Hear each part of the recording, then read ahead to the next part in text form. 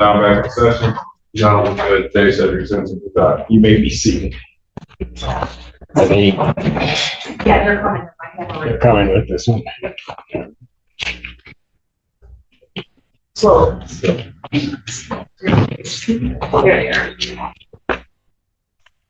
you are. Excuse me.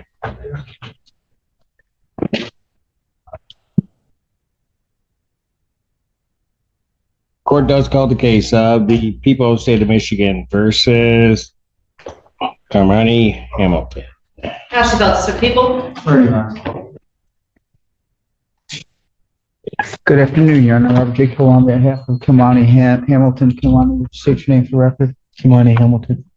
The court has before it a plea form that indicates that the defendant will be pleading no contest to the charge of aggravated assault, a 1-year offense. Upon a successful plea to that charge, count 1 would be dismissed.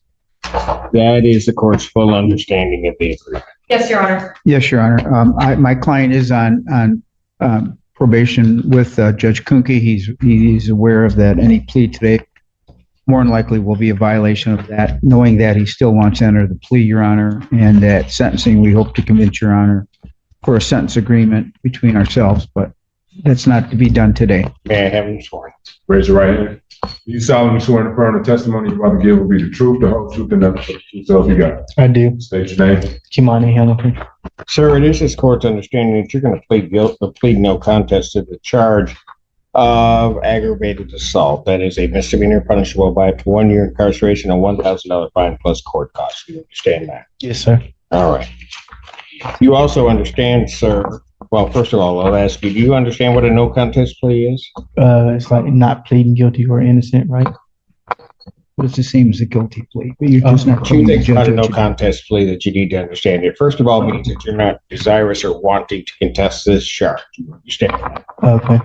We have reviewed the police report. I will take those facts as true to determine whether or not the crime has been committed. You understand that? All right. The other thing that you need to understand is that for purposes of sentencing, the court will treat you the same as though you had pled guilty. You understand that? Okay. You understand that? Yes, sir. All right.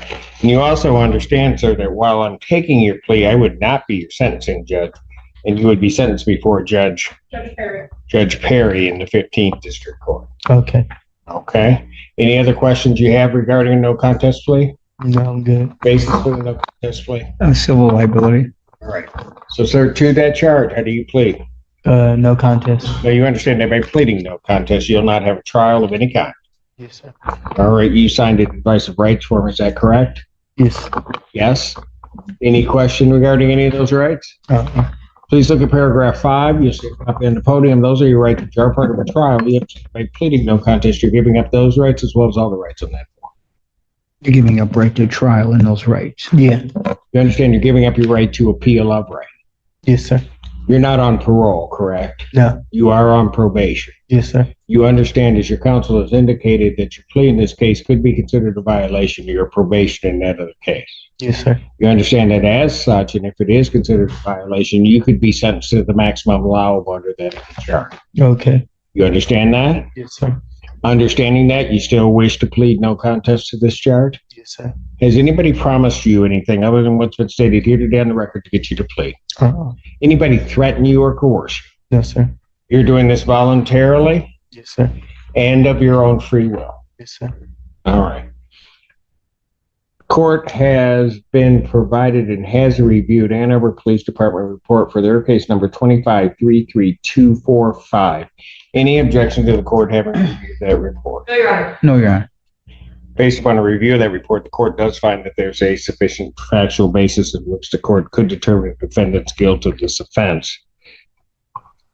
Sir, I do have to advise you that between the time of my acceptance of your plea of no contest and the time of your sentencing, if you commit misconduct as defined by the Michigan court rules, first of all, you would not be entitled to withdraw your plea, and any sentence evaluation or recommendation the court would no longer be bound by. You understand that, sir? Yes, sir. Counsel, are you aware of any other promises, threats, or other inducements which have caused this plea?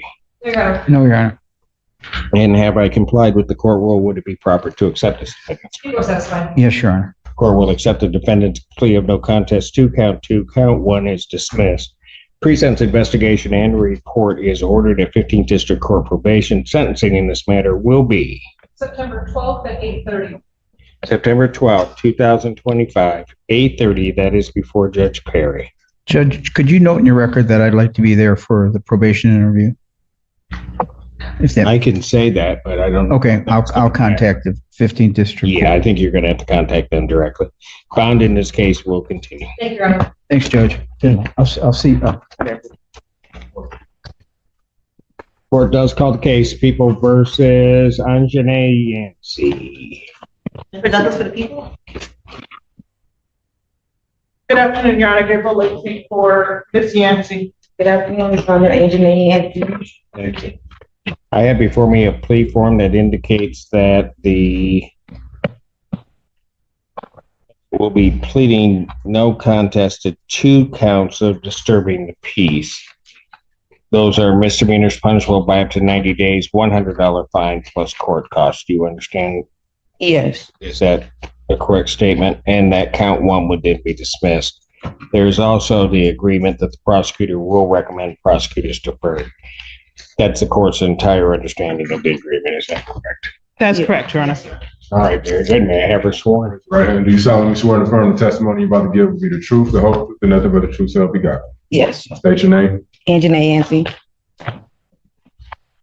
All right, ma'am, it is this court's understanding that you are going to be pleading no contest to 2 counts of disturbing the peace. That is and counsel, I'm a little bit confused by the 2 count. Now the courtroom moves to the next battle. People versus Anthony Hamilton. 2 attorneys square off over who can testify. A missing witness, a nervous wife, and a judge caught in the middle. Because I only have 1 location.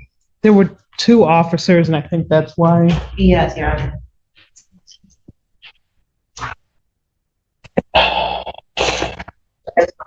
One officer and then they're looking in a direction. Get the second. Okay. Okay. See how you're doing. All right.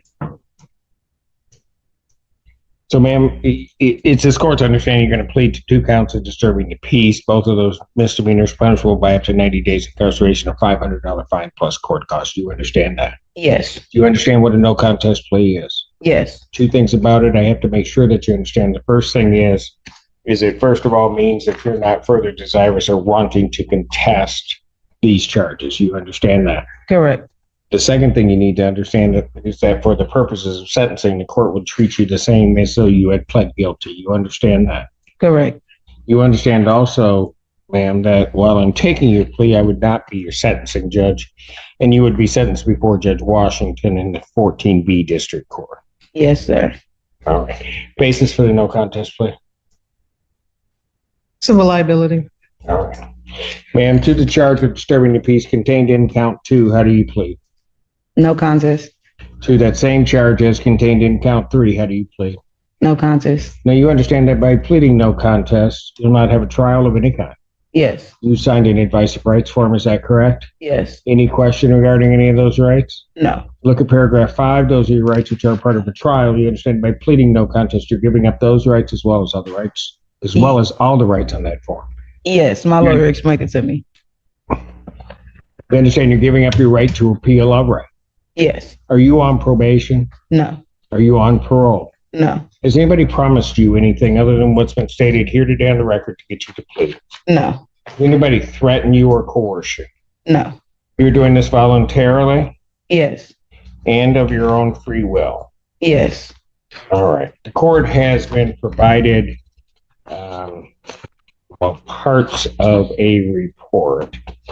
And I will also say, counsel, while I was provided certain pages, I don't have the Hold on. Your Honor, may I I? think it's a Washington County Sheriff's Office report. Yeah. Well, I have their case number of 25-31032. Is that correct? I just gave it to the Yes, Your officer. Honor. We want to- Sorry. 301.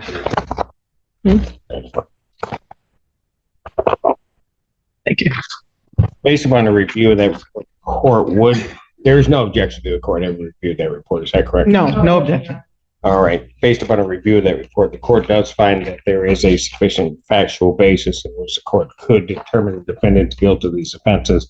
And I should put it this way, the theory under which I would be accepting these 2 counts is one that has been stated by the prosecutor and defendant. The court could also accept the higher charges to 2 counts of resisting and obstructing and accept those pleas to those charges as a basis for the lower charges. Ma'am, I do have to advise you that if between the time of my acceptance of your plea and the time of your sentencing, if you commit misconduct as defined by the Michigan court rules, the court would no longer be bound by any sentence evaluation or recommendation in the case. You understand that? Yes. And you also understand that you would not be entitled to withdraw your plea. Yes. You understand that? All right. Counsel, are you aware of any other promises, pleas, threats, or other inducements which have caused this? No, I'm not. No, Your Honor. All right. And have I complied with the court rule? Would it be proper to accept this defendant's pleas to counts 2 and 3? Yes, Your Honor. Defense agrees. Court will accept the defendant's no contest pleas to counts 2 and 3, finding a sufficient factual basis contained in the report. Count 1 is dismissed. Pre-sentence investigation and report is ordered at 14B probation. Sentencing in this matter will be September 25th at 10 a.m. September 25th, 2025, 10 a.m. That is before Judge Washington. Thank you, Your Honor. Okay, thank you, Your Honor. Thank you. Bond will continue. Thank you.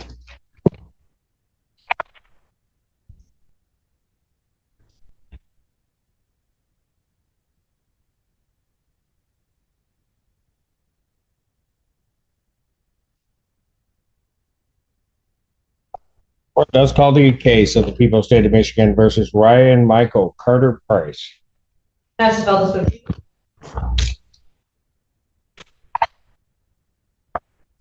Stephanie, can I have Price, can take your name.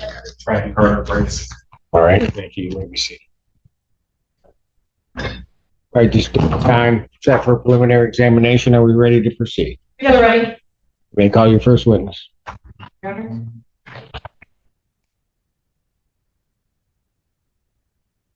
And we're going to call Logan, correct? All right. Please come forward to be sworn.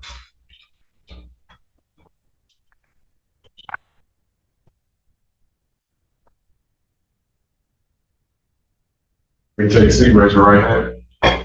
Do you solemnly swear to affirm the testimony about to give to be the truth, the whole truth, and nothing but the truth, so help you God? Yeah. Please put your first and last name for the record, please. So Logan, correct? Logan, L-G-A-N, correct, B-A-R-R-E-T-D. Gotcha. You may inquire. Thank you. Good afternoon, sir. How are you employed? Michigan University Police Department, In what capacity? police officer, How long have you been in that position? since February of this year. Have you had prior employment experience as a police officer? Yes, And where were you a police officer before? Burlington, Vermont, How long were you a police officer in Burlington, Vermont? approximately 2 years. Do you have prior law enforcement experience before that? Yeah. Were you employed with the Eastern Michigan University Police Department on July 27th, 2025? Yes, What shift were you working that day? I, You don't recall. Were you working around 1900 hours? yes, What time is that? If non-military time, what time is that? All right.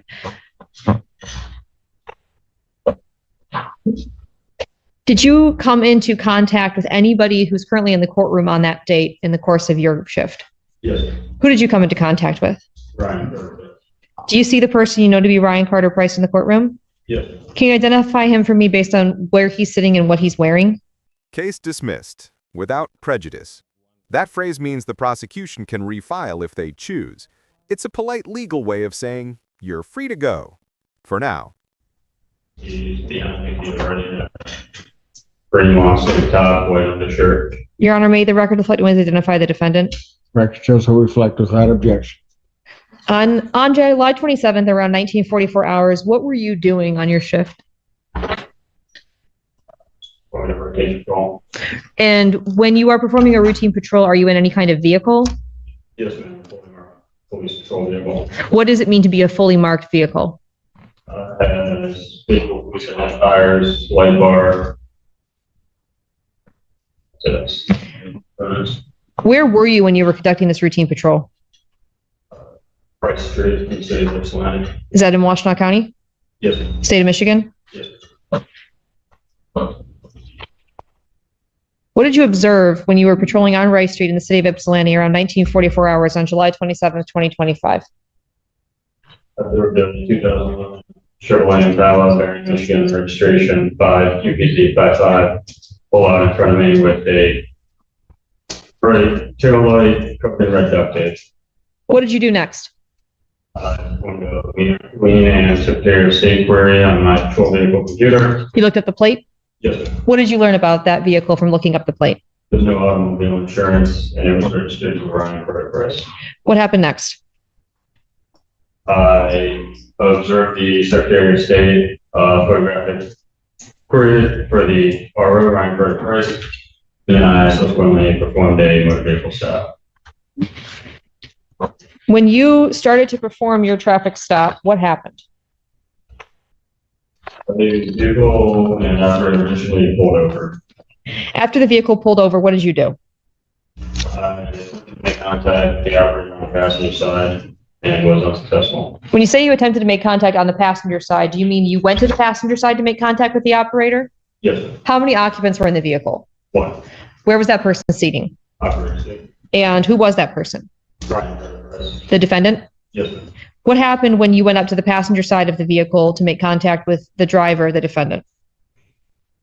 He was unwilling to roll down his windows to facilitate a conversation. Did he have it open at all for you? No.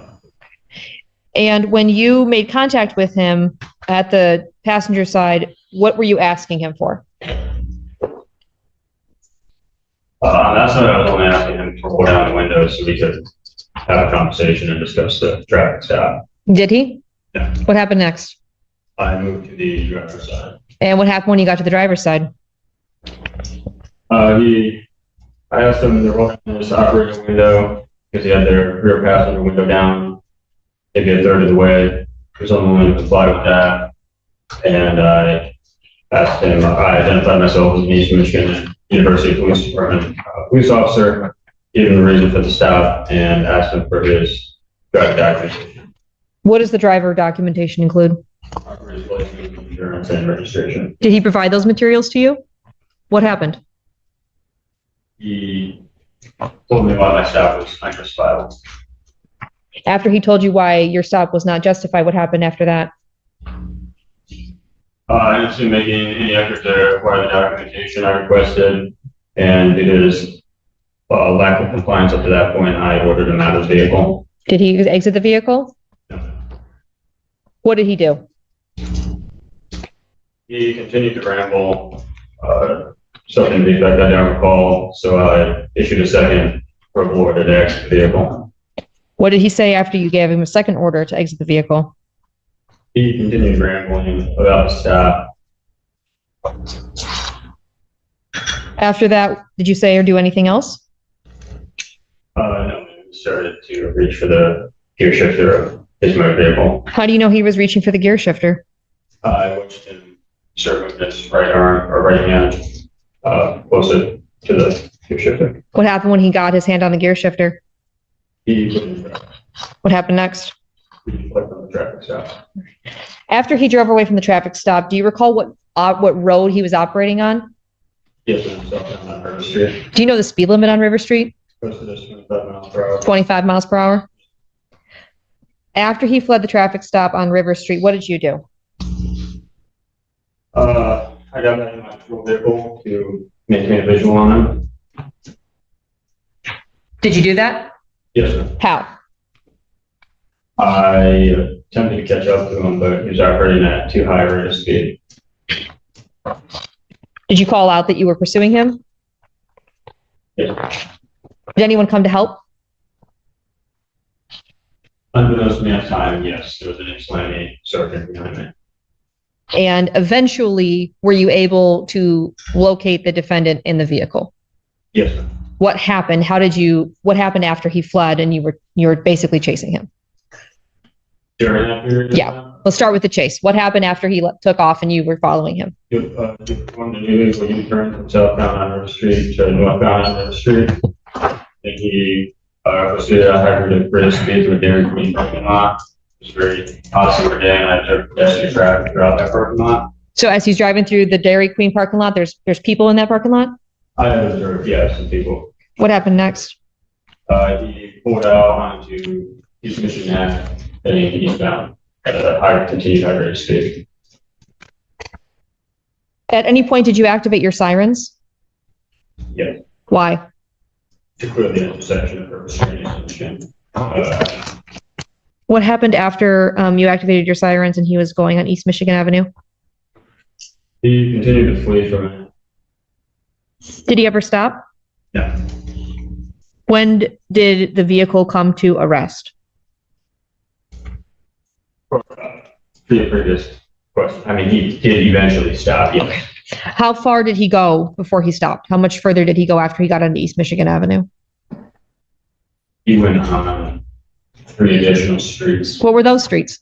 Prospect Street, Moss Street, and Grove Street. When did he stop, or where did he stop is a better question. The red line on Grove Street. When he got to the red line on Grove Street, what happened next?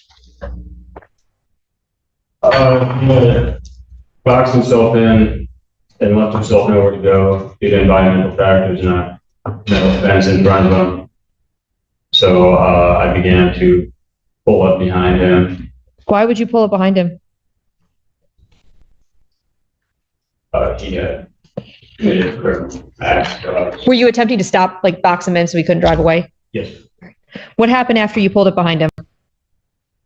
He went for the metal fence and I went to reposition myself appropriately. Let me be clear. When you say he went toward the metal fence, was he still operating the vehicle at this time or had he exited the vehicle? He was operating, yes, ma'am. So as he's moving the vehicle towards the fence, what do you do? I come around from a different side of this vehicle. What happens next? He put his vehicle into reverse and rammed in front of my vehicle. After he rammed his vehicle into the front of your patrol vehicle, what happened next?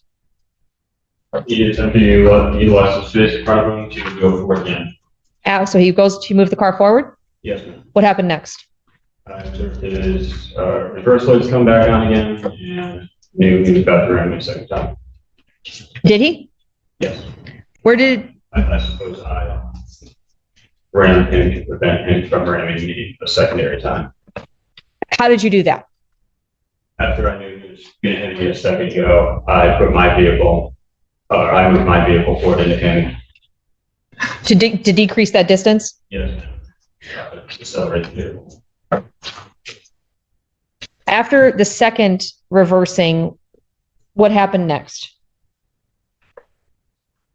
He immediately exited the vehicle, started closing all distance between us before I even was able to exit my vehicle, and he was screaming irately. What was he screaming, if you recall?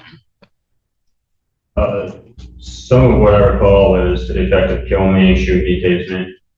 What did you do when he was closing the distance between the two of you, screaming those things? I drew my car. Did you exit your vehicle? Yes, ma'am. When you drew your firearm and exited your vehicle, what happened next? And issuing verbal commands. What were you telling him to do? To the effect of get on the ground. Were you eventually able to take him into custody? Yes.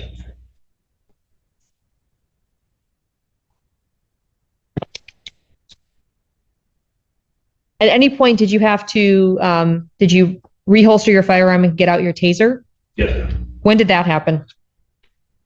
After,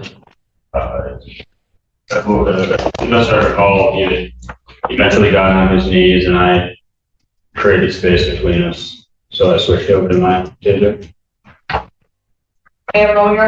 Yes. Another day, Another 10th session in Judge Simpson's courtroom. But this time, it starts with a twist. A case dismissed before it even begins.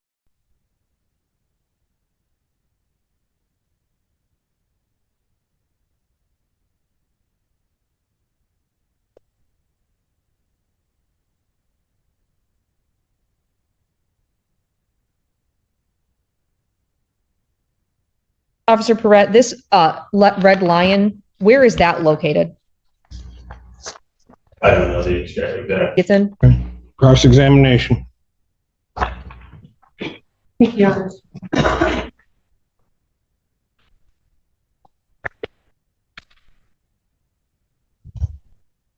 So Officer Pratt, taking you back to the date in question, you said in your testimony that this was around 7:44 a.m. or p.m. And what was the condition outside at that time? I don't recall the exact one. Daylight, dry. And my client, when you pulled in behind Mr. Carter Price, did you see where he was coming from? Initially, Yes. yes. And where was that? He was coming from the parking lot off of Rice Street. And what is that parking lot attached to? Rice Street. I understand that. Is it a parking lot for a hotel, for a 7-Eleven? Is it- Dedicated purpose. Okay. Public purpose facility. And he comes out of the parking lot. You pull directly behind him immediately from exiting the parking lot? I don't pull behind him at all. I pull in front of him. Okay, so he pulls in front of you. And this is as he's exiting the parking lot. Yes. Okay, so which way does he turn coming out of the parking lot? Right. And as he turns right, your vehicle is parked facing him? Not for at all. I'm in motion. Okay, so you're on the road driving. Yes. Were you at a stoplight? No. So did he cut you off? No. Okay, so he just pulls out in front of you. Everything seems fine except for the fact that he has a red tape on the brake light. Yes, ma'am. Protective equipment. Okay, and at which point, because of that, you go ahead and just run his plate? Yes. Okay, so you pull him over eventually, correct? Yes. And then you pull him over because of these two infractions. True? Yeah, I pulled him over from lack of automobile insurance and defective. Okay, so you pull him over for those reasons. You approach going to which side first, the driver's side or passenger side? Passenger. And when you get over to the passenger side, he rolls his window down. Yeah, he does. Okay, and what do you do when he doesn't roll that window down? I switched to the driver's side. Okay, when he comes to the driver's side, does he roll his window down? Yeah. Okay, and in talking to you, do you come to learn that his windows are broken? Does he tell you? His operator side window, solely his window, he claims is broken, yes. Okay, so he says that's broken. What do you do once you find out that that's broken? I asked him for his driver documentation From the passenger window. from the rear operator side window, which he has down about a third of the way. Okay, so he's able to roll down that window about a third of the way. Okay. I don't know if he did roll it down. It was down a third of the way. Though. Okay, so it's rolled down a third of the way. And so you use that window now to talk to him. To attempt to, yes. Okay, and he does talk to you. He True? talks at. Okay, he talks at you. And while he's talking at you, he's questioning what's going on, correct? He's not questioning it, no. He's commanding that my stuff under title. Okay, so you don't ever tell him why you pulled him over? No, he didn't tell him why I pulled him over. Okay. And so he's talking to you and he's telling you why he thinks that's inappropriate. What is he telling you about that? I don't recall the exact specific. Okay. And so he's telling you that he believes the stop is inappropriate. At this point, because he won't roll down his window all the way, is there some law that says he has to roll the window down all the way? To your knowledge? That's my knowledge. Okay. So he won't roll the window down all the way. And at which point you indicate you start to become concerned because he doesn't like being stopped, correct? With additional factors that is a reason for concern, yes. Okay. And so at some point you ask him to step out of the car. I ordered him to, yes. Okay. So you order him to step out of the car, and you're ordering him to step out of the car because he wouldn't roll the window down all the way? That's partially why, yes. Okay. And again, is not rolling the window down all the way unlawful? No. Okay. And so, and there's no law against that. Objection, asked and answered. Sustained. That's fair. So you ask him to roll the window down all the way. You indicate that that made you suspicious of him and asked him to get out of the car, even though it's, again, not unlawful, correct? No, I've indicated several times that there was additional factors. Okay. And you're saying that he's in the car, he's moving around, correct? Yes. And it doesn't appear to you that he's moving around to find a license or a registration or insurance, correct? But he's reaching over. What type of moving around is he doing that leads you to believe he's not going to look for those things? He has his hands in the air, which is generally not where I've had convictions. Okay, so his hands are up in the air, but he's posing a threat because his hands are in the air. I didn't say he was posing a threat. I'm asking, okay, so you want him to come out of the car. Why do you want him to come out of the car? For safety concerns? So, threat, Sure. hands in the air, and we consider that a threat. So, Notice how the defense plays it.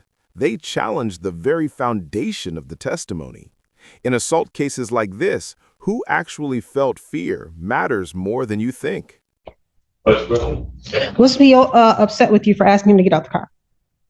I don't know what he was experiencing at the time. Okay, so he's in the car, he's moving around, hands in the air, but you are feeling officer safety is at issue In addition to him screaming at me. while his hands are in the car.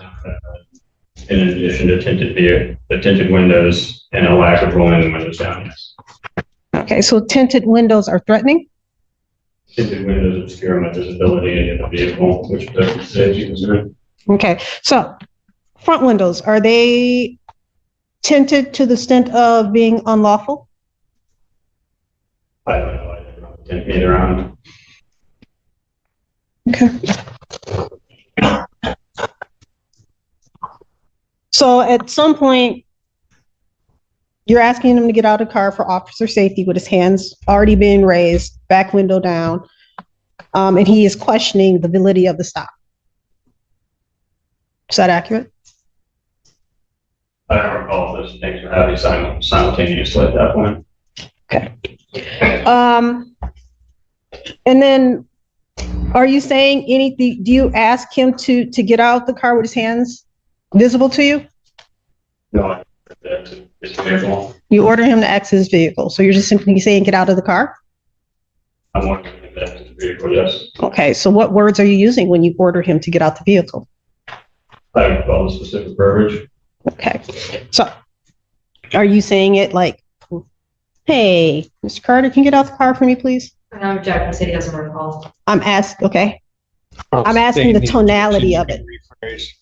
Say it again, Your Honor. I'll sustain the objection. You can rephrase. What tone were you using when you asked him to get out of the car? So you're in full uniform, Yes, kind of dressed like you are today? yes, Okay. You have a squad car, yes, fully marked squad car? yes, Okay, with the bumper thingy on the front? yes, Okay. And my client, is he, you approach his window on the passenger side? yes. You come around to the driver's side. Where are your hands when you're doing this? I don't recall. Are your hands on your weapon? I don't recall. And then at some point, my client pulls off, correct? Then this would be after you ask him to get out the car. Order them, yes, yes. Okay. Asked, ordered. Okay. After you gave this command, can we use the word command? Mhm. That's when he decided that he drove off. Is that fair? Yes? Yes, So prior to this, he was there, he was talking to you. He's talking and yelling at me. Okay. While you were commanding him to do things. In totality, or what? You said you were giving him commands to roll down the window, command to get out of the car, command to provide you with items, correct? Yes? No? Say it again? You were giving him commands, correct? I can use the word you like. You were giving him orders. I'm fine with that as well. Okay. Were you giving him orders? Yes. Okay. Now, at some point, the vehicle does come to a stop, correct? He gets out the car, correct? Where are you at in time? Then? After the car stopped. Car comes to a stop. Stop? Yes. Oh, you're talking about before or after he decided to take off at high So speed? I'm sorry, Your Honor, because we got confused with the order. So you're giving him orders and he pulls off, correct? Yes. At some point, the car comes to a stop, correct? Eventually. Yes. Eventually, it comes to a stop. And he gets out the car, correct? He opens the door. I don't know. He doesn't get out now. He doesn't get out the car? Not that I recall now. You testified that once he stopped the car, he gets out the car. I'm confused as to where you're at. Are you at the very end right now? I'll be more specific. So you're giving commands, correct? Yes. The client does not, according to you, honor those commands, correct? This is the initial traffic. At the initial traffic start. We're coming back to that. Yes. And then you say he pulled off, correct? He drove away from you. Speed. Okay. Yes. So he drove away from you, correct? Yes. At some point, that driving stopped. Yes? Yes. And at some point, does he get out of the car? Yes. Okay. So he gets out the car, correct? Yes. Once he gets out the car, does he say stuff to you? Yes. And what is he saying? He's screaming to the effect of kill me, shoot me, tase me. Did he appear to be mentally sound at that time? Speculation. Sustained. Your Honor, his whole testimony is speculation, but okay, let's No, not. it's not. Don't even try to put that on the record. I won't, Your Ask Honor. your next question. I will ask my next question. So at that point, you said, how many years have you been an officer for? Given that. And during that time frame, is it common for somebody to get out the car and ask for you to shoot them? Is it common? No. Is it common for them to yell, tase me? No. Okay, so at this point, he's acting different than your usual stop, correct? Not at that point. I'd say the moment he fled from my stop, he was acting unusual. Yes. Have you ever arrested anybody for fleeing and eluding before? Yes. Okay, so at the end of this particular fleeing and eluding, when you do catch up with him, is he acting like your typical defendant or arrestee? I would say yes. Okay, so by yelling, kill me, tase me, all this stuff, that is what they typically do? You look at the specifics, the abnormal behavior is typical, yes. Okay, so in this particular case, he's yelling things at you that you don't typically hear. Correct? You just said it wasn't typically what you hear. Okay. I'm asking. Is that what you just said? Yes. Were you concerned for him at this time or no? In what capacity? As far as his actual capacity to understand the gravity of what was going on. Did you have any concerns about that? My concern was my safety at the time. Okay.